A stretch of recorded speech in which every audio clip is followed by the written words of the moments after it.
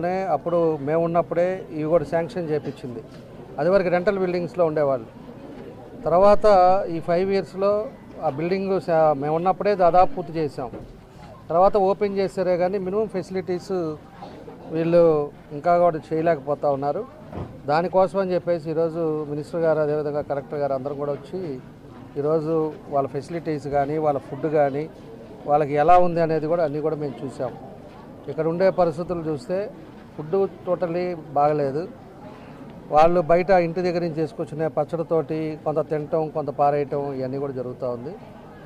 Students చెప్పినది ఏంటంటే అక్కడ కొద్దిగా టాయిలెట్ ఫెసిలిటీస్ తక్కువ ఉంది అని అన్నారు. దానికి కూడా ఇక్కడ మన ఎమ్మెల్యే ఒంగోలు వారు తర్వాత గౌరవ మినిస్టర్ గారు కూడా దానికి వెంటనే కూడా కొత్తగా టాయిలెట్స్ మనం కన్స్ట్రక్ట్ చేసి ఇస్తామని చెప్పడం జరిగింది. అదేవిధంగా ఇక్కడ ఈ హాస్టల్ ప్రిమైసెస్లో కొద్దిగా శానిటేషన్స్ ప్రాబ్లం ఉంది. తర్వాత ఇక్కడ దోమలు కూడా ఎక్కువ ఉన్నాయని చెప్పడం జరిగింది. దానికి కూడా మున్సిపల్ కమిషనర్తో కోఆర్డినేట్ చేసుకుని వెంటనే అక్కడ వారు చెప్పిన ప్రాబ్లమ్స్ని కూడా మనము సరి చేసేస్తాము.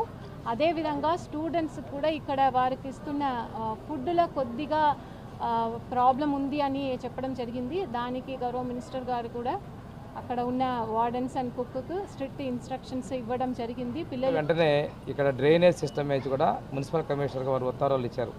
డ్రైనేజ్ సిస్టమ్ కనెక్ట్ చేయమని, తర్వాత వాటర్ సరిపోయినంత లేకపోతే ఇంకో సంపు కట్ నిర్మాణం చేసి సఫిషియెంట్ వాటర్ ఇవ్వమని అడిగారు. పిల్లలు ఉప్పు నీళ్ళు వస్తున్నాయి, అన్నిటికీ ఇబ్బందులు పడుతున్నామని చెప్పినందువల్ల టాయిలెట్స్ లోపల ఇంటర్నల్గా ఏమన్నా మార్పుల కోసం కలెక్టర్ గారు నేను ఏదో విధంగా సిఎస్ఆర్ గ్రాంట్ అయినా తీసుకొని డెవలప్మెంట్ చేస్తామన్నారు. రెండోది ఈ ఇక్కడ కూడా ప్రెమిసిస్ల లైట్లు కూడా ఏర్పాటు చేయించాలి.